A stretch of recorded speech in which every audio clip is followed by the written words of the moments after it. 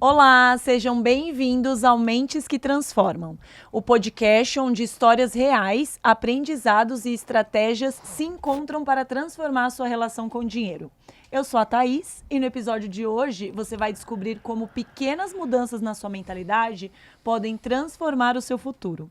Então ajuste o volume, venha se inspirar com a jornada do nosso convidado, que é um amigo querido, pai do bem, marido da Vanessa e sócio fundador da agência Saving. Sua experiência em marketing e comunicação impulsionam marcas líderes do mercado. Seja bem-vindo, Caio Veloso. Obrigado. Que prazer, meu irmão. Seja honra. bem-vindo. Diretamente de RJ. RJ. Botafogo, para ser mais preciso. Muito é isso, Caio? bom. Botafogo? Sede Botafogo. Isso Sede aí. Botafogo. Cara, um prazer muito grande receber você aqui.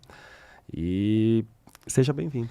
Prazer é meu, gente. Eu que fico lisonjeado com o convite. O Thiagão chamou na hora, eu falei, vambora, vamos falar um pouquinho aí sobre o mercado e sobre o que a gente está fazendo aí. Muito Legal. bom. Começa bate-papo. então falando pra gente aqui, cara, um pouquinho da sua carreira, onde tudo começou, as suas passagens, quando foi o momento em que você começou a empreender. Conta um pouquinho pra gente a sua história. Legal.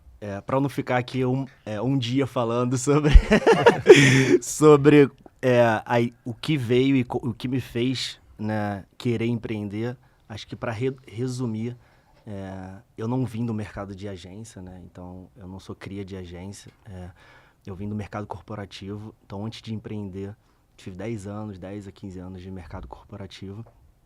E o meu insight, a minha ideia de iniciar a Save veio muito a partir de estar do outro lado do balcão. Então eu via um serviço, um trabalho muito sucateado das agências, grandes agências, para tudo que era contratado, uma entrega amorosa e de baixo nível, né? Tudo 72 horas, uma semana. Então a Saving nasceu muito de olhar no mercado corporativo, de entender um pouco cultura organizacional e como dava para ser um parceiro mais qualitativo de grandes empresas. Então a gente nasceu um pouco para ajudar a resolver essa dor. E aí, desde 2018, estou nessa aí aprendendo, errando e acertando. E graças a Deus, crescendo aos pouquinhos. Muito bom. bem. Então vamos Parabéns. começar aqui as perguntas, Vamos que a gente tem lá? muita coisa para falar hoje aqui, né, Thaís? Hoje o papo vai ser bom, Thiago. Caião, vamos nessa. Como você vê a importância da comunicação integrada e inovadora para as empresas no setor financeiro? Pergunta difícil e boa, mas eu acho que dá para a gente falar um pouquinho sobre um pouco de cenário mundo, né? Eu assisto aí, sou audiência assídua do Mentes que Transformam. Vocês já comentaram, já falaram um pouco sobre o gap, né, de educação financeira, né? A gente não tem isso nas escolas, a gente não tem isso nas academias. E eu acho que a comunicação, tanto digital quanto off, atrelada à capacitação, ela pode ajudar muito na estratégia de desenvolver pessoas a terem um planejamento financeiro melhor, a colocar em etapas táticas o alcance dos seus sonhos, como, por exemplo, a aquisição de um imóvel, a aquisição de um bem mais caro, como um carro. E aí, trazendo um pouquinho da minha experiência do lado de cá e o que eu acredito muito, é, de fato, entender que a comunicação estratégica, ela pode ajudar muito no education e num território de responsabilidade educativa, né? E até trazendo um pouco sobre vocês, né? Sobre Lercara e sobre o produto que a gente está fazendo aqui, né? O videocast é um produto dentro de um território de responsabilidade educativa. A gente está aqui numa mesa redonda para poder trocar experiência, entender o que vocês estão fazendo, o que é o serviço de vocês, falar um pouco sobre a Saving, sobre o que a gente presta de consultoria, o que a gente faz. Então, dentro de um plano estratégico de comunicação, por exemplo, um dos drives para uma narrativa, para uma criação de narrativa, é a definição de território, né? É um território de negócios, é um território de sustentabilidade, é um território de inovação. O território que vocês navegam é um território de responsabilidade educativa, de ajudar o público-alvo de vocês a ter um conhecimento maior para tomar decisões mais assertivas sobre o seu futuro. Então, estratificando um pouco mais, né, e trazendo para o tático, né, então desde um conteúdo estratégico, um formato, uma linguagem ou um anúncio que impacte de uma certa forma o público de vocês para uma decisão assertiva, entendendo quais são as opções de mercado, consórcio, financiamento, uma aquisição à vista e qual é a realidade de cada um, ajuda muito ao público, né, e a democratizar muito a informação e as pessoas tomarem decisões mais assertivas para poder depois não se arrepender ou eventualmente até mesmo não conseguir realizar um sonho. Ou minimizar o risco, né, de tomar uma decisão errada. Porque a gente fala muito aqui, Caio, sobre educação financeira o tempo todo, né? E como a gente vive hoje numa sociedade pouco educada financeiramente. Porque a gente já fala muito isso aqui, né, Thaís? Mais de 90% da população brasileira não consegue guardar dinheiro, né? A gente tem mais de 90% da população brasileira que sonha com um imóvel próprio e não consegue, por vários fatores. Aí não é só a educação, a gente tem a parte sistêmica aí, da economia, enfim. Mas como a comunicação ela ajuda, né? E o que a gente procura fazer muito lá é trazer isso. Como que eu posso levar primeiro orientação, levar primeiro informação, usar da comunicação para atingir as pessoas, para que elas de fato tomem uma decisão consciente. Porque eu acho que principalmente quando a gente fala do mercado financeiro, o mais importante é você tomar uma decisão consciente, né?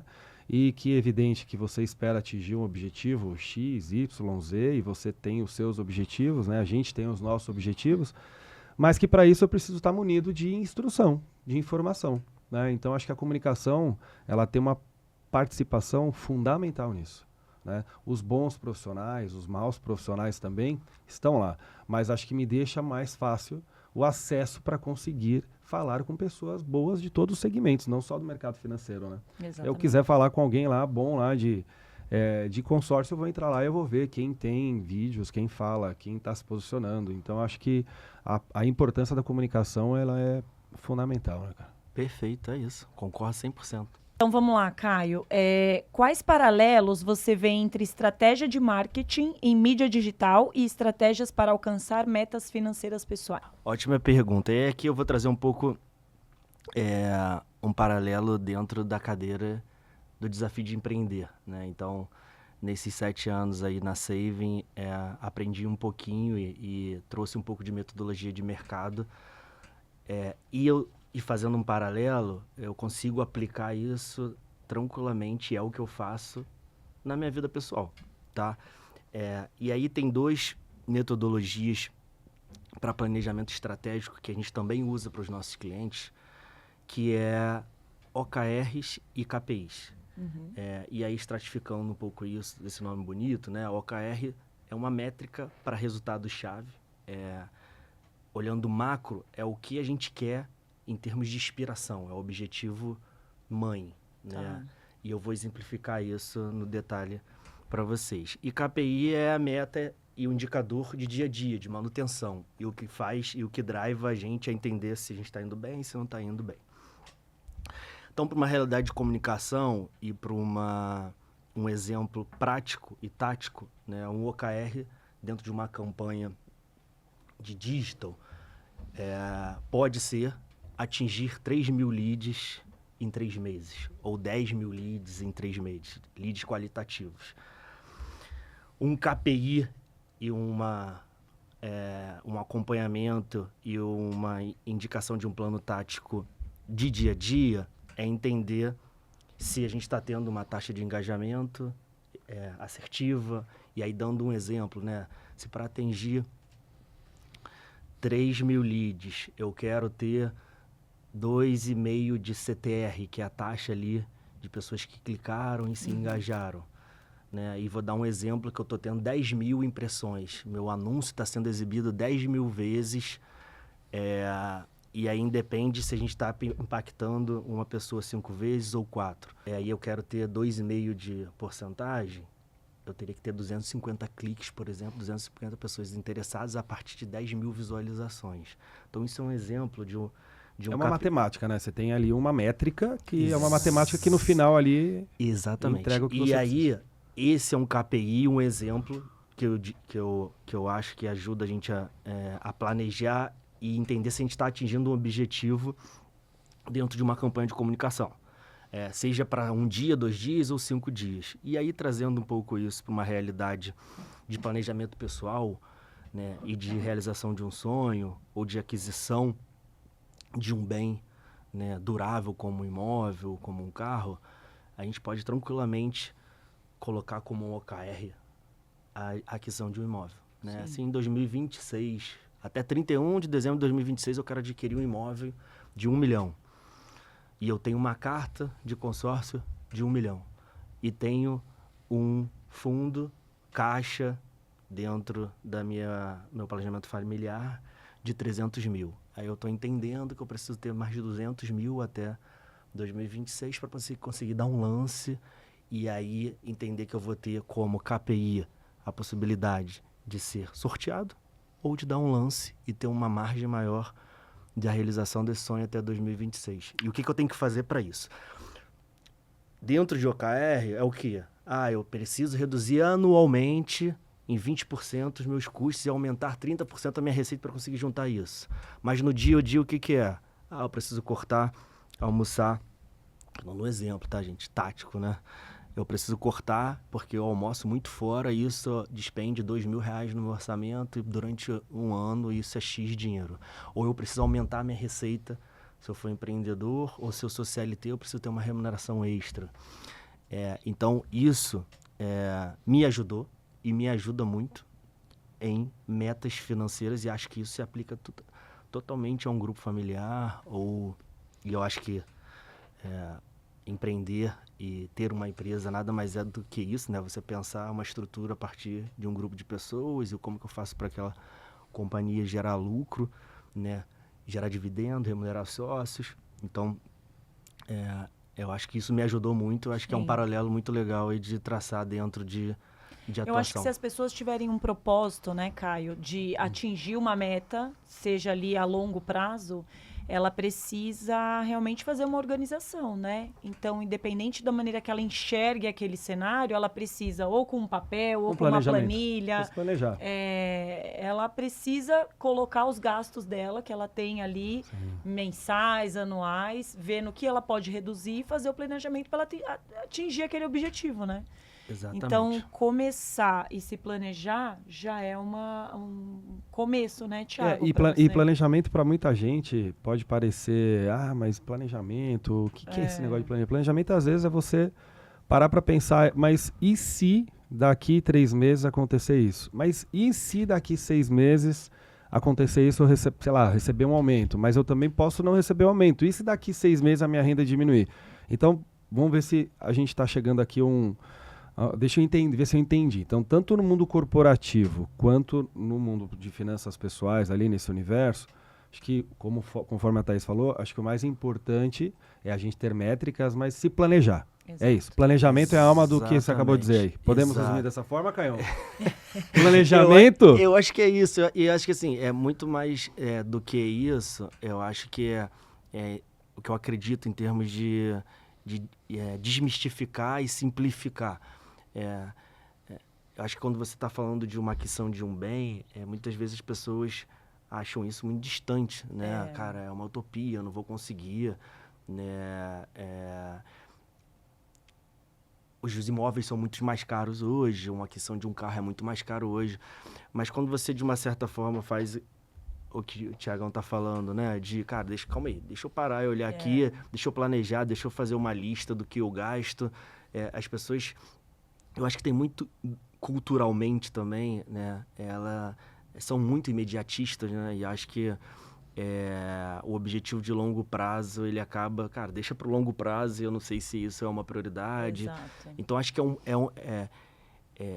no fim do dia, é um pouco comportamental e mudança de mentalidade. Então, eu acho que ter um mindset para ter uma educação e um planejamento sobre um objetivo que é muito importante para você, cara, vai te ajudar no dia a dia a conseguir entender as possibilidades, a conseguir se planejar para poder fazer. Então, dei um exemplo prático aqui.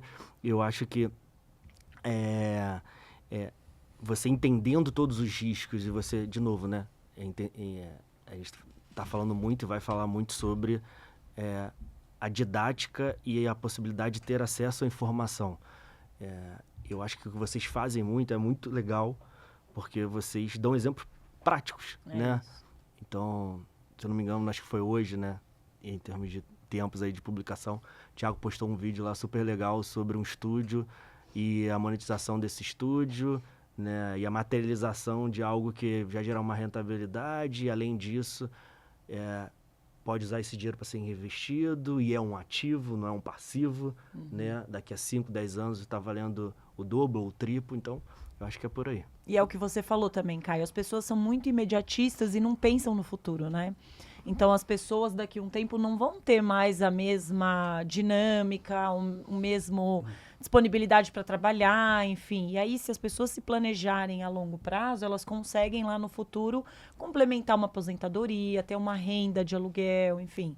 Exatamente. E também não adianta ser impulsivo, né?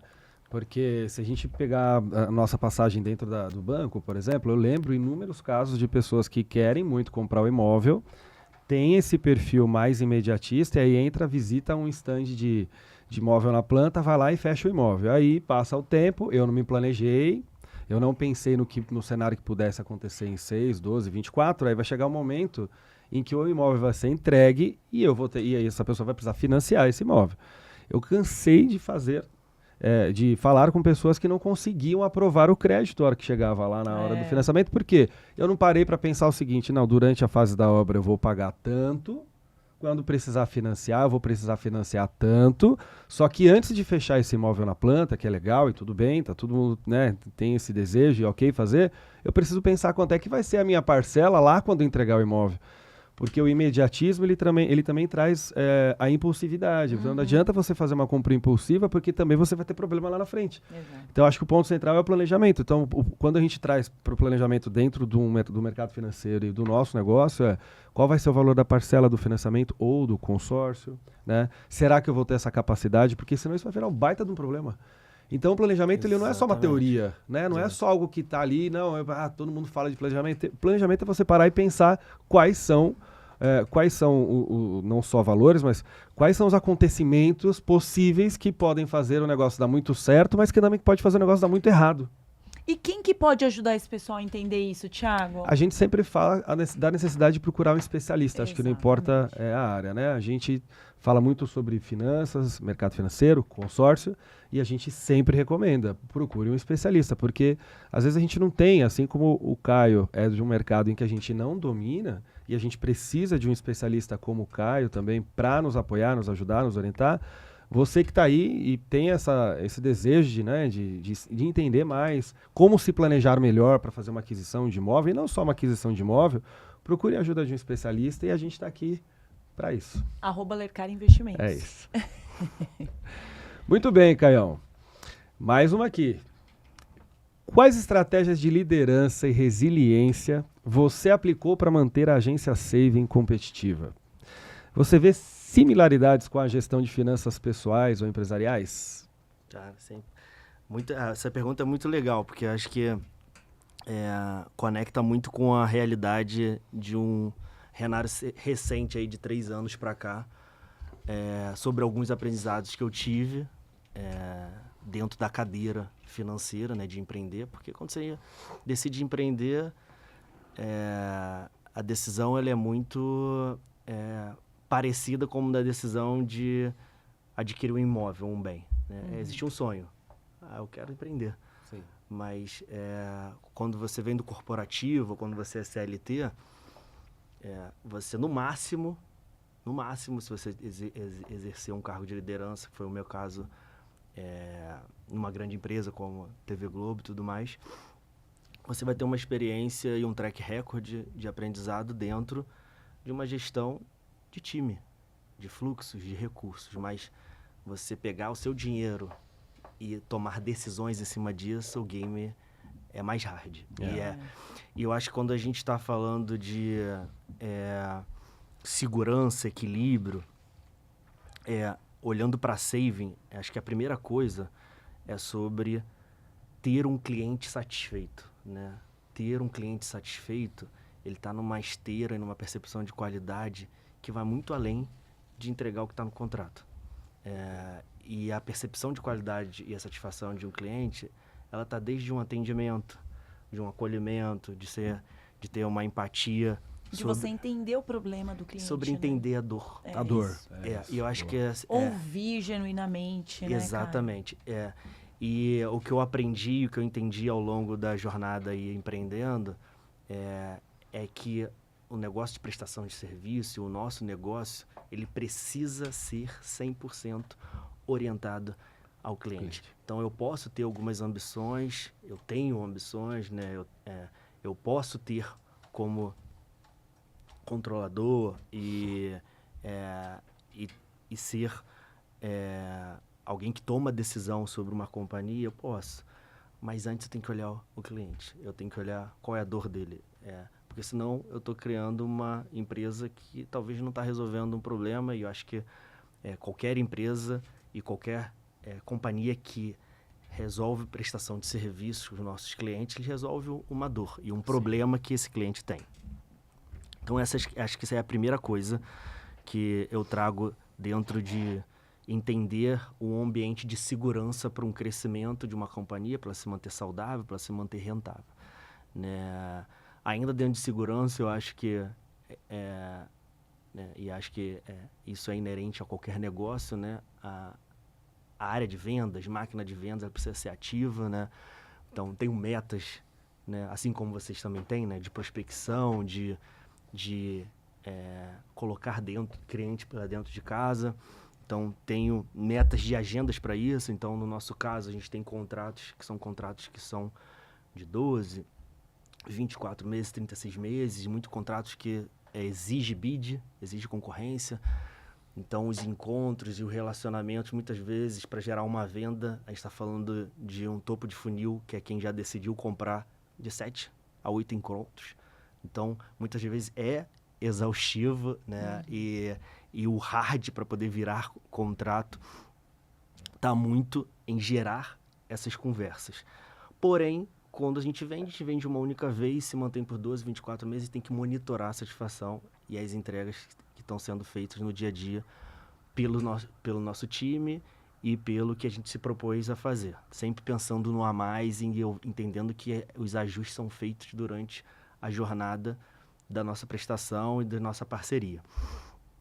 E aí, se conectando um pouco, né, mudando o ponto em termos de segurança e riscos, né? Porque o grande risco de negócio é o quê? Você parar de vender ou você ter turnover de conta. Então, acho que isso daí está bem embasado sobre o que eu acredito. E o segundo ponto é sobre a parte financeira. E é aqui eu acho que se aplica total à questão pessoal e planejamento financeiro.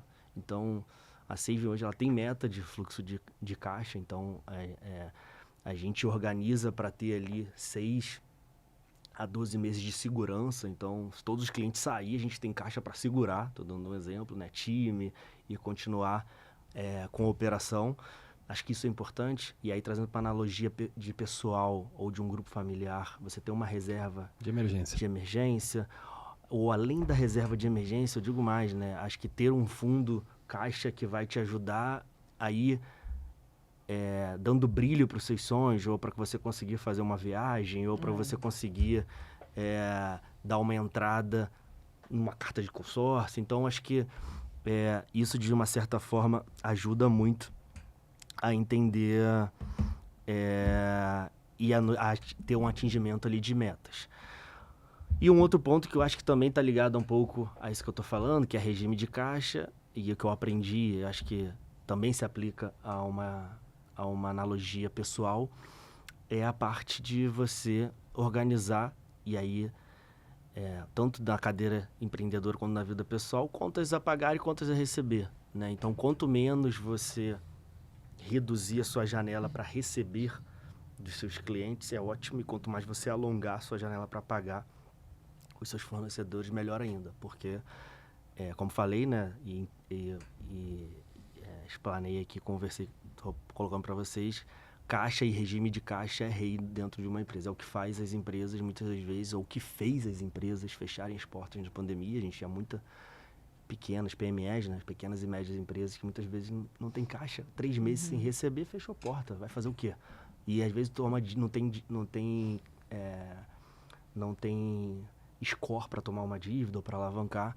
Então acho que isso tudo, esse jogo, ele pode muito ser uma analogia muito tranquila para uma vida e um planejamento familiar, que seria a mesma coisa, né? Se você toma uma dívida, ou se você adquire um passivo que você não consegue contemplar no seu orçamento, no seu planejamento financeiro, você, de uma certa forma, ou, né, o que você falou, né, deu exemplo aqui, ou você vai penhorar, ou você vai ter que realizar, ou você vai ter que liquidar aquele bem. Então, eu acho que isso tudo nos ajuda a ter mais segurança, né, que foi a pergunta aqui, reduzir risco, mitigar risco e Ou ajudar seja, a uma continuar. boa gestão empresarial, ela parte principalmente por uma boa gestão financeira. Que é o que a gente traz aqui, né, Thaís? Mais de 80% das empresas fecham as portas em até 5 anos por problemas de gestão financeira. Uma gestão financeira. Então, tudo que você está dizendo aqui para a gente é para eu conseguir alcançar o sucesso que você alcançou hoje na Saving, parte inicialmente ali de um planejamento e de uma boa gestão financeira. É isso. Exatamente. E na vida pessoal não é diferente, né? Não. Não deve ser diferente, não poderia ser diferente, né? Muito bem, Caio. Você, Caio, tendo trabalhado com grandes marcas, quais as lições sobre brand e comunicação podem ser aplicadas por pessoas comuns ao pensar em seu futuro financeiro? Legal. Acho que essa pergunta é excelente para o cenário que a gente está vivendo, né? E aí tá falando dentro do ecossistema de Creator Economy, né? E aí dando um passinho para trás e falando num cenário aí de 10 anos para trás, a gente tinha uma centralização de produção de conteúdo e de exposição de marca muito para os grandes clusters, né? Então, as grandes emissoras, os grandes veículos, eles detinham a capitalização e a capilarização da verba e mídia publicitária majoritariamente. Então, com essa mudança e com o crescimento do investimento no digital, mudou um pouco a regra do jogo. Então, hoje, um influenciador ou uma marca com celular na mão e produzindo conteúdo, ele consegue alcançar um perfil e um público qualitativo muito mais assertivo do que até um anúncio, por exemplo, dar um exemplo no Jornal Nacional, né? Então, trazendo números aqui, um anúncio numa janela, né, 10 anos atrás aí, no Jornal Nacional, a gente está falando de 600k por 30 segundos, né? A baita grana. Isso. Mas aí eu posso trazer uma analogia direta a impacto e a ROI, que é o retorno sobre investimento sobre isso, né? Então, no Ibope ali e no score de Ibope, o CPM de 600k, ele é muito, muito baixo, né? Porque ali você está dizendo milhões de pessoas. Porém, você não sabe quem são essas pessoas. Sim. E você não sabe se a dona Maria está na cozinha ouvindo, ou se viu, se foi impactada. Então, tem um novo entrante. É difícil, né, um player conseguir anunciar ali, mas não vai entender muito bem se aquela exposição, aquela marca gerou algo. No digital, não. Você consegue com uma verba mais baixa e democratiza muito mais, e você entende quem você está impactando de fato. Você consegue ver a jornada, né, daquele lead até o final, e se ele converteu, se fez sentido aquele dinheiro que você investiu. E isso mudou muito e tem mudado muito o jogo. Então, olhando aqui e entendendo sobre marca, eu gosto de fazer uma analogia e colocar o CNPJ bem equiparado com o CPF, porque o CNPJ nada mais é do que um monte de pessoas embaixo. Sim. E eu acho que a palavra-chave aqui é reputação. E reputação não se constrói de um dia para o outro, né? Acho que é um caminho, é uma jornada. O Thiago ter 20 anos dentro de uma instituição financeira, ele com certeza tem uma reputação, né? Com certeza a Lercara tem muitos clientes e capta muitos clientes de pessoas que têm uma confiança e colocam uma credibilidade sobre o que o Thiago foi durante 20 anos, né? Então, quando você compara com uma empresa nova ou com alguém que se posiciona na internet e não tem esse track record, não tem esse aprendizado, acho que essa pessoa sai muito atrás, né? Por conta de toda a reputação e tudo que o Thiago já gerou e, de uma certa forma, gera a partir da credibilidade que ele tem. Então, isso aqui é um exemplo, né? E eu acho que, já trazendo um pouco aqui sobre o que eu acho, né? E aí a gente está falando, quando a gente fala de reputação, é muito cuidadoso, né? A Saving, a gente relutou um pouco durante um bom tempo a gente realizar assessoria de imprensa, porque a gente, e aí tô abrindo aqui tranquilamente, eu tinha uma dúvida muito forte sobre se a gente queria se associar a veículos de mídia espontânea. Pô, mas a gente é uma agência majoritária de comunicação integrada, de planejamento estratégico, de dígito. Mas depois a gente começou a ver que a exposição em veículos, né, o posicionamento de C-levels e de empresa como instituição a partir de artigos sobre seus feitos ajudavam muito a complementar as estratégias que a gente estava fazendo ou que a gente está fazendo nos canais proprietários que a gente atua. E hoje a gente faz PR. E aí a reputação hoje em dia ela é muito associada à gestão dentro de veículos de mídia espontânea.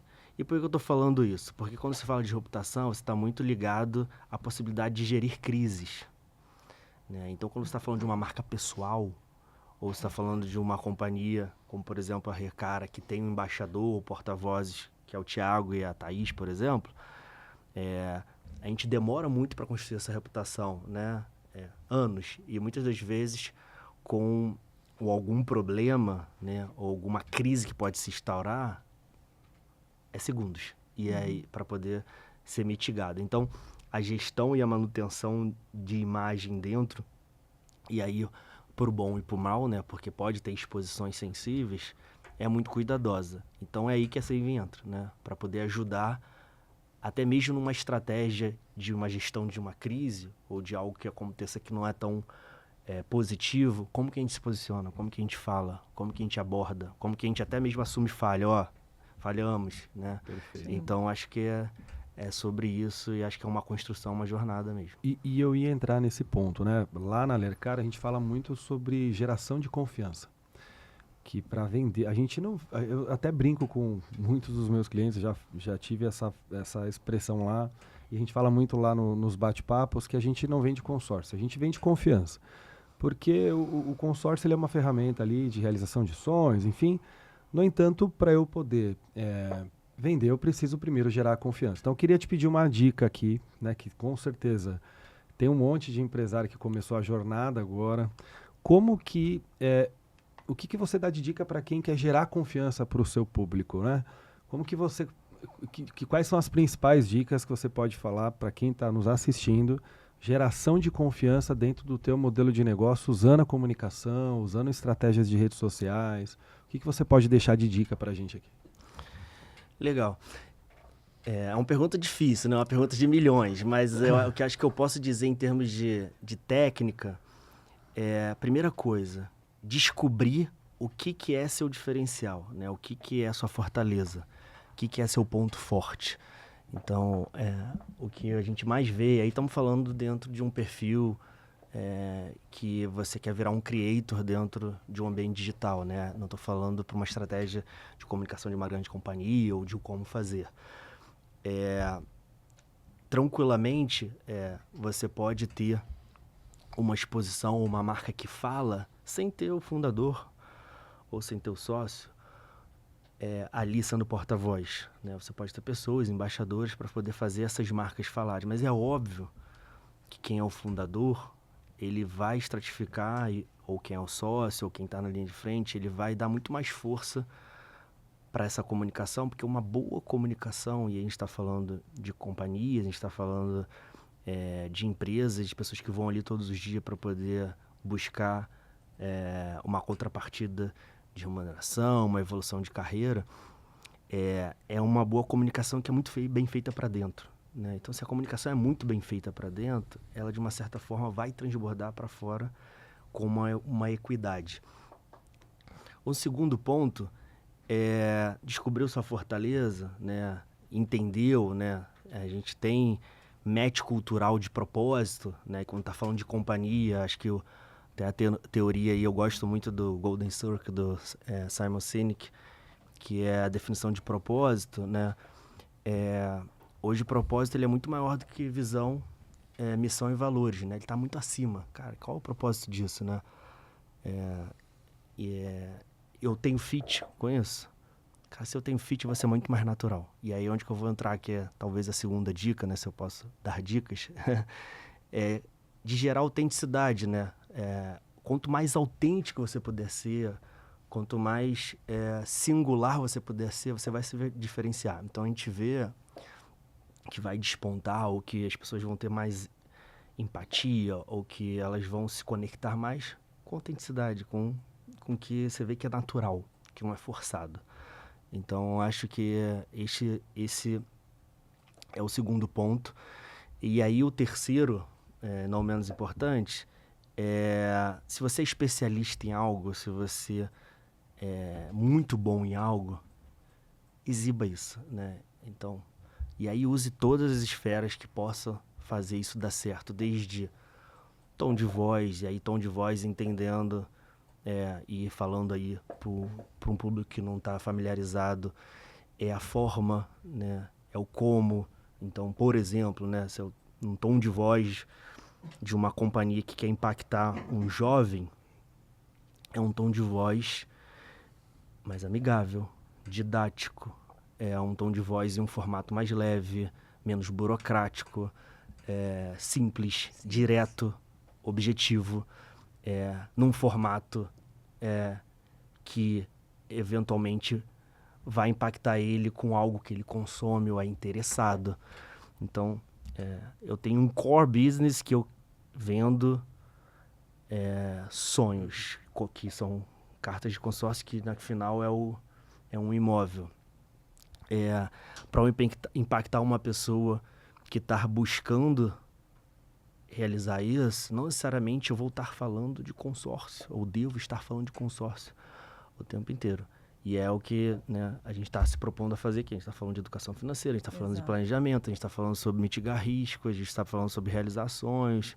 Então, muitas das vezes, a produção de conteúdo, né, se eu puder dar uma última dica aí, claro, ela vai ser dentro, e aí dentro do ambiente marqueteiro, a gente usa um termo chamado inbound, né? Que é isso, né? Se eu quero vender um tênis Nike, eu não vou falar que o tênis é confortável pra caramba, eu não vou falar que... Cara, eu vou falar de pertencimento de um grupo, eu vou falar de lifestyle, eu vou falar de saúde, eu vou falar sobre pertencer a um grupo e uma marca, né? Então, eu vou falar sobre o que está no entorno, né? Sobre o ecossistema, e não necessariamente falar o tempo inteiro sobre o que é meu core, sobre o que eu vendo. Então, eu acho que é um pouco sobre isso, né? Alguém que quer se posicionar, um creator economy, eu quero lançar uma marca, eu quero lançar um produto ou um serviço, mas cara, o que está em torno? O que está em volta? O que motiva as pessoas a comprarem aquilo? Se inteirar, estudar, se familiarizar com isso. Se você é especialista em algo, explora isso, explora fortaleza. Eu sou muito dessa prática, né? Se eu sou bom em algo, eu acho que é muito da minha liderança, do que eu acredito ali em termos de competência complementar de time. Imagina, se eu quisesse ter, sei lá, 10 Caios iguais na Save, eu ia ter um bom e 9 bem mais ou menos, e não ia funcionar. É importante ter complementaridade, e acho que quando a gente fala de time, e estou trazendo a analogia de dentro para fora, é importante entender, se eu sou muito bom em alguma coisa, se isso está ligado ao que eu vendo, deixa eu melhorar mais ainda essa boa coisa, ou em vez de querer performar a outra que eu não sou tão bom, e exibir isso. E se eu tenho um diferencial competitivo, como que eu faço para aperfeiçoar mais ainda, e mais, e mais, e mais? Então, acho que é um pouco do que eu acredito. Não sei se eu respondi tudo. Não, totalmente. Eu acrescentaria, você, para gerar confiança, você precisa ter princípios muito sólidos, né? Porque quem te segue, quem vê o que você faz, de alguma forma precisa ali se identificar com aqueles princípios e com valores que você acabou de falar, né? que dentro do ambiente corporativo nada mais é do que a cultura organizacional, né? Então lá na Lercara a gente tem isso muito forte. E isso a gente começou a perceber que desde quando a gente desenvolveu lá a cultura organizacional da Lercara, a gente elencou ali os valores que a gente não abre mão ali dentro, mas são valores que falam com os profissionais que estão lá dentro. Então nós praticamos aquilo, nós somos aquilo. E de certa forma esses valores e princípios eles não podem ser feridos. Então se eu preciso passar confiança, eu preciso de fato ter valores, eu preciso ser, né? Eu preciso ser os básicos, né? Honesto, né? Eu preciso praticar isso. Não adianta eu ter um excelente produto, vender uma excelente marca, ter dinheiro para fazer propaganda, né? Se eu não consigo ser uma pessoa honesta. Exatamente. É isso. Princípios básicos. Mas... É isso, e quando a gente fala de cultura organizacional, Tiagão, é exatamente isso, né? Então, cultura, né, trazendo o termo aí bem de radical, ela não se cria, ela se sente, né? Tá nas pessoas, né? Não é algo estampado na parede simplesmente, né? É tácito, né? Então, a cultura, vou dar um exemplo, né, de cultura. A cultura da Save é muitas vezes sprint de reunião de corredor, vamos ali 10 minutos, resolve, entra. Então, isso é cultural, você sente, só vê quando tá dentro. Então, cada vez mais, né, eu acredito e vejo isso com grandes companhias, né? E aí muito entendendo que é um movimento, né? Não existe um case ou um modelo, né? E um bench a se seguir. Cada vez mais, cara, vamos tirar essa missão, visão, valores da parede e entender o que é cultura na prática. Então, eu vejo um movimento muito de entender isso, né? E cada vez mais, né? A gente está e aí trazendo uma analogia aqui de employer brand e tudo mais, de marca empregadora, a gente está num momento que muitas vezes o candidato entrevista a empresa, né? Não é mais o contrário. Exato. Então ele quer saber se, calma aí, eu quero ver se eu quero trabalhar aí.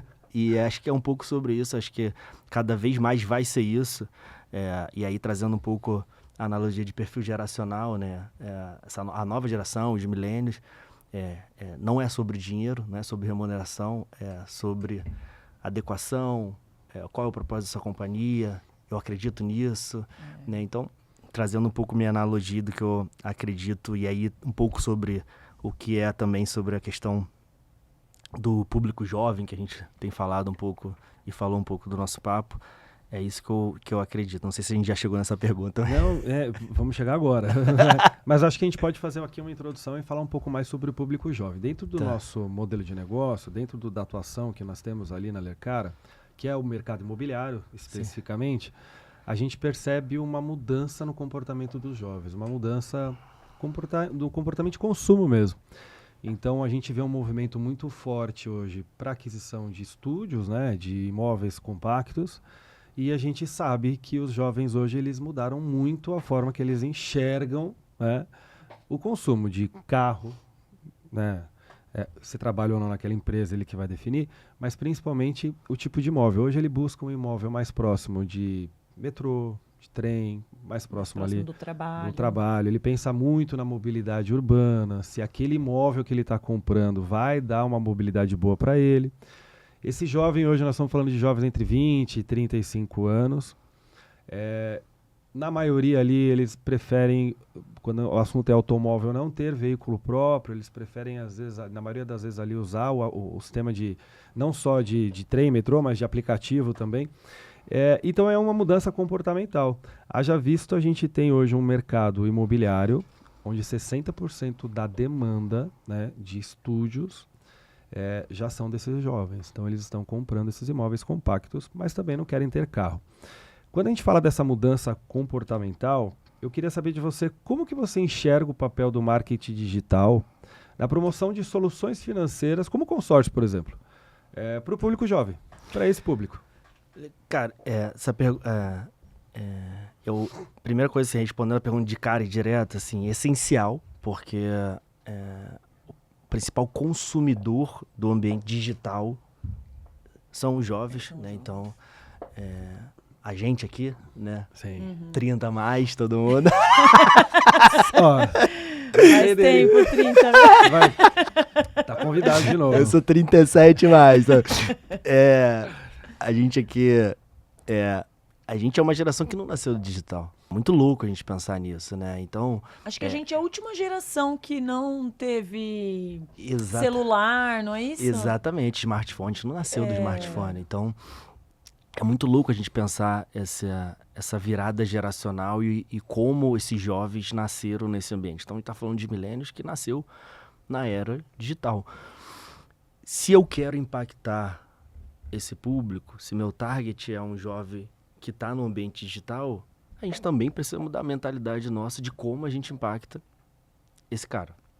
E eles aí- são mais municiados de informação também, são mais questionadores. Exatamente. Então, não adianta a gente questionar e achar que, porque a gente não consome TikTok, por exemplo, que a gente vai ignorar uma estratégia de comunicação, ter TikTok. Sim. Porque a gente está entendendo, e aí a nossa audiência e a nossa base compradora, se ela tá nesse canal, a gente tem que explorar esse canal. E a gente tem que explorar esse canal na linguagem do canal, com conteúdo proprietário, que seja autêntico, que tenha um formato adequado, que tenha aderência, que estude quais são os interesses de consumo, né? Então, se eu vou fazer um anúncio, por exemplo, para uma aquisição de um imóvel ou para uma carta de consórcio, eu não necessariamente vou colocar a palavra-chave lá relacionada a isso. Eu vou colocar, eventualmente, uma palavra-chave sobre o que esse jovem consome. É uma série? Não sei. É algum conteúdo muito específico que está bombando e que é trend? Pode ser. Então, acho que a estratégia de comunicação e de marketing dentro de um ecossistema digital, ela perpassa muito por isso, né? De entender interesse, qual é o canal, por que esse público está ali, o que ele consome, o que motiva, quais são as ambições. Acho que tem uma esfera de ser um pouco cientista cultural sobre o comportamento. Acho que a gente até estava falando um pouco antes aqui de entrar e começar a gravar, né, sobre o perfil cultural do brasileiro, né? Acho que há 15 anos atrás eu fiz um curso isso já era inovador, né, fazer um curso sobre investimentos há 15 anos atrás para nossa geração. E eu vi sobre uma cultura americana versus a cultura brasileira, né? Um pai, quando um filho completa 18 anos nos Estados Unidos, ganha uma carteira de investimento dentro de uma cadeira de educação financeira, um ativo. No Brasil, é um carro, um passivo. Exato. E muitas vezes esse jovem ainda não tem uma condição de sustentar um carro, de motivar um carro. E a boa notícia é que isso está mudando. Sim. É que os números, existe um gap, mas eles estão mais informados. Esse jovem já sabe o que é Bitcoin, ou já aplica, né? Ou já entende, ou já quer entender o que é e como que funciona, quais são os produtos para você construir e poder pensar numa estabilidade financeira futura, né? Um exemplo disso é o que o Thiago colocou aqui como diagnóstico, dado de esse perfil querer ter uma mobilidade urbana, ele quer ter uma mobilidade urbana, o que isso quer dizer? Ele quer estar perto dos grandes centros, ele quer estar perto do trabalho, ele não precisa de carro, porque ele quer carro para ficar 1 hora na Avenida Paulista, Exato. que a gente teve que vir de metrô para não pegar. Então é sobre isso. E aí entender, de fato, e acho que é importante muito isso, né? O momento desse jovem, né? Então, Sim. qual é a janela e qual é o poder aquisitivo dele, e aí se a gente quer vender, né, por exemplo, um produto financeiro, né, o que ele pode adquirir, o que ele pode assumir em termos de prestação, o que cabe no bolso, e aí de novo voltar sobre o nosso assunto inicial, né, quando as pessoas têm muito mais acesso, e aí se um jovem desse roda um prompt, qual é a aquisição dando um exemplo, né? Não sei se é esse o próprio, mas qual é o produto financeiro mais barato para se adquirir o imóvel? Com certeza vai aparecer lá consórcio, que não tem juros altíssimos. Então, assim, acho que o Mas esse acesso também é um ponto preocupante, né, Caio? Porque ao mesmo tempo que a informação ela tá lá, Sim, as redes elas bombardeiam a todo momento exatamente. tudo quanto é tipo de informação. Eu gosto muito de dica. Eu vou pedir mais uma dica aqui para você agora.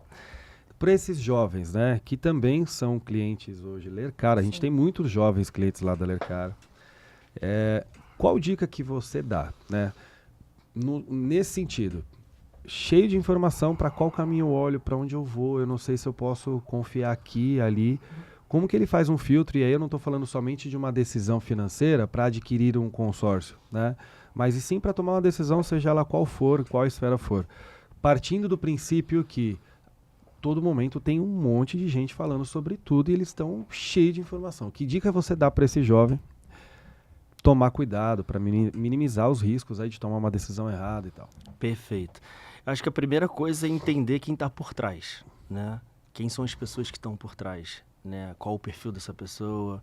E aí, estou dando uma analogia, né, de investidor, né? Se eu for investir numa empresa, se for comprar uma ação de uma empresa, você vai entender, cara, quem é o board, quem são os tomadores de decisão, quem é o CEO. Quanto que tem sobre gestão? Qual o histórico, quanto que tem sobre gestões, quais são as últimas decisões, qual o balanço patrimonial. Provas sociais, ajuda. Exatamente. Quais são as provas sociais, né? Tem depoimentos de clientes reais. Essa empresa tem uma sede, ela existe, né? Quem são as pessoas que estão ali no dia a dia. Eu acho que isso tudo ajuda a diminuir os riscos, né? E entender, óbvio, né? Se você tem uma referência, se você tem alguém que indicou. Uma recomendação. Né? Exatamente, até mesmo pedir, não tem problema nenhum, ó, vou me reunir ali com um consultor, me indica aí 3 pessoas para poder me dizer que esse negócio é real. Exatamente. Então... E é muito louco, né? Porque é muito comum você conversar com alguém, né, hoje, e que já teve alguma experiência de comprar algum tipo de produto em algum site, porque passou ali a tela, estava rodando, falou, que legal, é uma baita de uma propaganda, aquele negócio praticamente está sendo vendido sozinho e eu precisava daquilo naquele momento, eu fui lá, apertei o comprar e o produto não chegou, né? É nessa linha. Então, é evidente que são produtos, né, na maioria das vezes, assim, os golpistas, né, pelo conhecimento que eu tenho, são produtos de preço, né, de preço menor ali e tal, porque eles ganham em quantidade. Isso tem estratégia até para quem faz coisa ruim, né? Então, mas sim, imagina o sentimento de quem está fazendo a aquisição de um produto, ou de um serviço, ou de um investimento, e de repente não ser entregue. Eu comprei porque a propaganda foi linda, foi maravilhosa, a informação que estava ali. Eu vi praticamente uma videoaula de quem estava ali do outro lado, mas eu não recebi. E aí eu não tenho mais uma referência, de repente eu não encontro mais essa página, o produto não chega, eu fico frustrado e o sentimento de que eu fui enganado. Então, acho que é por aí, eu concordo contigo, mas tem mais alguma coisa que você possa falar nesse sentido? Para quem está comprando ali pela tela, ou para não tomar um golpe, ou para minimizar o risco, né? Tomar uma decisão mais Eu acho que é isso, assim, acertada. entender, de novo, né? Essa empresa tem avaliação, né? Deixa eu entrar aqui no Google e ver se ela tem uma sede, tem um lugar físico. Se for o caso, visita esse lugar, conheça as pessoas, acho que... Se não tem sede, não tem avaliação. Não tem pessoas por trás. Passa a tela? É melhor não clicar Sai no botão fora, comprar, filho. né? Sai que Melhor é fria. não. Não tem. Melhor comprar. A tentação, Sai que é uma cilada. A tentação existe. Exatamente. E a gente sabe que tem muitos produtos, né, hoje em dia. Cara, é muito melhor. O que é muito melhor? Eu prefiro muito mais conversar com a Thaís e com o Tiagão É o olho no olho, né, do Caio? que com o chatbot, É né? isso aí. Com 5 perguntas montadas, que vai levar para um cara que está atendendo 15 pessoas ao mesmo tempo, que vai ter um tempo de resposta moroso, às vezes depois respondendo no dia seguinte. Então, de novo, né? Acho que quando está prestando um serviço, aí voltando àquela pergunta lá do meio, você precisa entender e estar orientado muito ao cliente. O atendimento, o acolhimento, a percepção, ela está na esteira e no processo de aquisição ou de venda de um produto ou serviço. Então, acho que isso tudo faz muita diferença, né? Então, se eu puder dar uma dica, busque empresas de economia real que tenham sedes que sejam bem avaliadas, que tenham depoimentos, que estejam um histórico, né? Entenda quem são as pessoas por trás, investir em carreira. Acho que isso tudo ajuda a reduzir os riscos e fazer você tomar uma decisão mais assertiva no dia a dia. E eu estou falando isso para tudo na vida. Segmento, exatamente. E é claro, né, para você fazer uma boa comunicação, né, da sua empresa, nada melhor do que ter um profissional de ponta É isso. como a Saving. A gente Então, tá chegando no final já, Thiago. E aí eu ia abrir realmente para isso, Caio. Como que as pessoas te acham? Agência Saving, como acha a agência na internet? Como acham o Caio? Como que as pessoas têm acesso a você e a sua empresa? Beleza. Então, boa pergunta. Se quiser falar com a gente, tem um cadastro, né, um formulário. Você tem medo de formulário, né? Mas é um cadastro rápido na página de contato. Pode ir lá. Também tem um WhatsApp direto que vai cair qual que é o site, comigo. O site é saving.agency, agência em inglês, direto. Se procurar agência Saving no Google, vai achar, a gente está no topo, bem avaliado, 5, graças a Deus.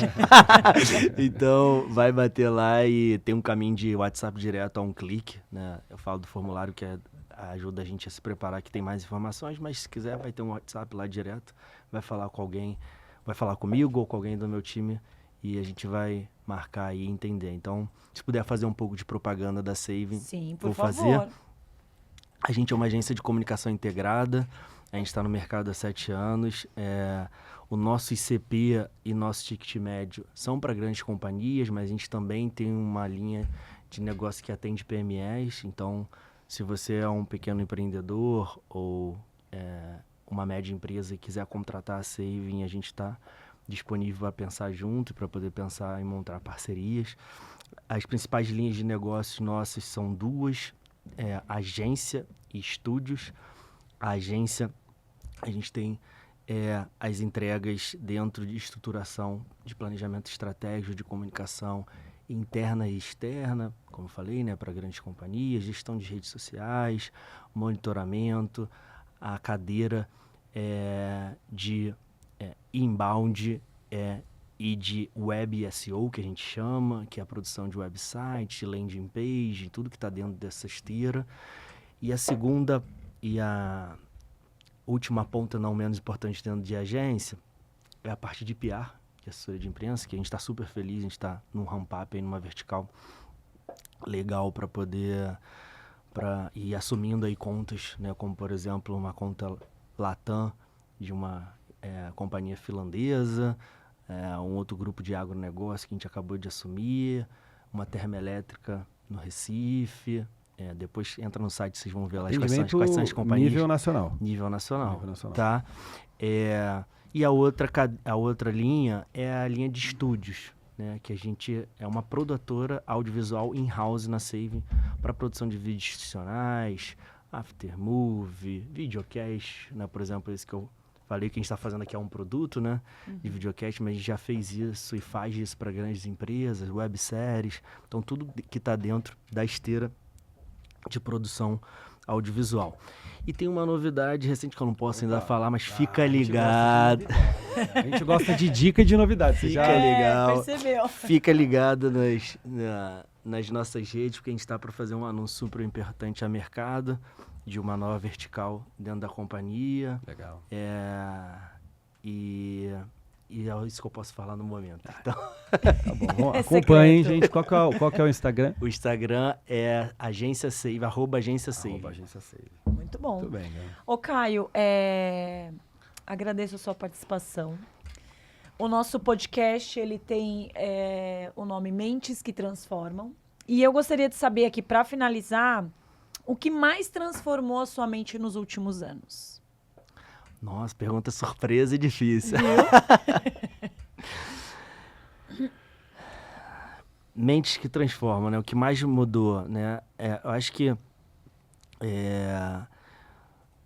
colocando aí sobre o assunto, né? E sobre tudo que a gente conversou, Mentes que Transformam, tem um livro muito legal que eu indico muito a literatura, que é Mindset.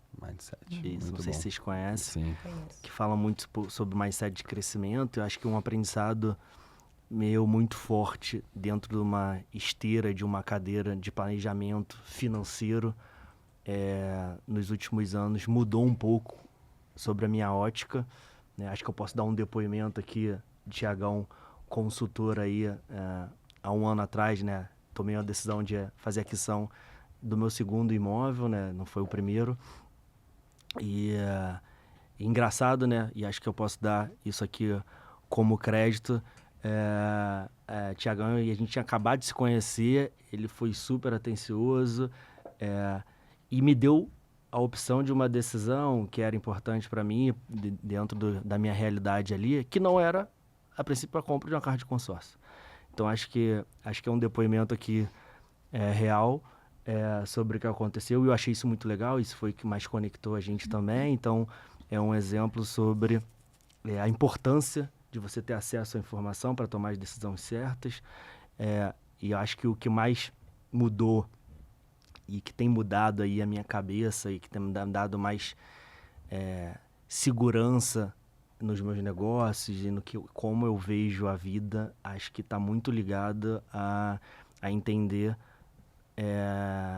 a minha cadeira sobre planejamento e visão de longo prazo. Então, não diferente de muitos empreendedores no início, né? Você tem um sonho, você tem uma aspiração e você quer, né? E o comportamento de um founder, né? De um fundador, se não é bonito aí, ou de um sócio, para uma pequena empresa, uma média empresa, diferente de uma grande companhia, é que você é meio startupeiro, né? Numa grande companhia, você deu um problema no computador, você liga para a TI e abre um helpdesk, um chamado. Numa pequena empresa, você abre o computador, vamos resolver isso aí. E vamos embora e remem junto. Então, eu acho que o que eu tenho aprendido para o próximo momento da Saving, né? Hoje a gente tem 18 funcionários, né? Daqui a pouco a gente vai ter 40, a gente vai ter 50. E a grande dificuldade de quem inicia empreendendo é que você é resolutivo. Você é muito, o perfil de quem é empreendedor desde o início, que é um fundador, você quer resolver no instinto. Tudo, né? E muitas vezes eu tenho exercitado e tenho mudado a minha mentalidade sobre isso. Cara, calma, não precisa tomar decisão agora. Dá 2 dias, deixa eu ter mais clareza sobre isso, deixa eu olhar o todo. E no início, muitas vezes, você se atropela e para tudo, para todas as verticais do negócio. E quando você tem mais clareza, você tem mais cuidado, você vai tomar a decisão mais assertiva do que no instinto. Muitas vezes, e dependendo do momento, você tem que ser no instinto mesmo, mas acho que o que eu tenho aprendido de mudança de mentalidade, cara, se estressa menos, e acho que o Tiagão deve me entender um pouco isso, cara, a minha feira e a minha bancada é um extintor de incêndio, e até o meu perfil e a minha cabeça, ela é muito treinada. Onde está o problema? Eu chego, cara, o que eu vou resolver hoje? Qual é o pepino que eu vou resolver hoje? Então, o meu exercício, minha mudança de mentalidade como empreendedor tem me ajudado muito. Respira, calma. Tipo, não precisa tomar decisão agora, nem tudo é agora. Ouve, entende, olha para fora, sai um pouco do ambiente que talvez faz a gente poder querer tomar uma decisão mais rápida. Então, não sei se eu respondi a pergunta. Bem, bem. Que isso, cara. Caio, obrigada. Foi uma honra. Foi uma honra, mas calma.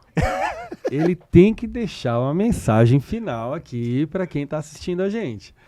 E aí fica um desafio para você. Deixa uma mensagem inspiradora aí sobre a importância de você no seu trabalho, evidentemente, né, para o mercado, para a sociedade. Mas deixa uma mensagem que você quiser aí para quem está nos assistindo, seja inspiração, do jeito que você quiser, meu amigo aqui. O espaço é seu. Porra, legal. Cara, acho que a mensagem que eu posso dizer aqui sobre tudo que a gente conversou e sobre que eu acho que é o objeto aqui do nosso encontro, é que com planejamento, né, e com acesso às informações, a gente consegue tomar decisões muito mais assertivas, né? E eu acho que